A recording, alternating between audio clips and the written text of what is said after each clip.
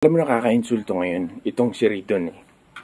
Ngayon, bagong-bago lang yung COA naglabas ng audit.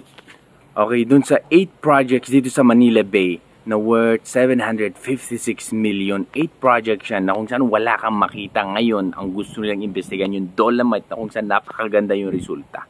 Tapos sabi nila baka overpricing daw. Pambihira, yung project na 2023 project to mga Lodi ah.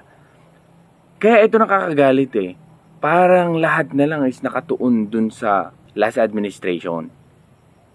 Sa Duterte. Na gusto talagang ibagsak. Tapos na nga, ang ganda nga ng ginawa niya dun sa Dolomite. Gustong paimbestigan pa nitong si Ridon. Pero, nalaman ng COA, okay, na meron palang 8 projects dito sa Manila Bay, 2023 projects, na kahit ngayon wala kang makita na resulta. Saan nagpunta yun? Bakit hindi yun naimbestigahan? Kasi nga, eto, pamumuliti ka lahat. Wala man lang pagmamalasakit sa taong bayan. Kaya eto, nakakainis eh. Diba? Ninakawan na nga tayo. Ginawa pa tayong mga tanga. Pambira. Ang hirap.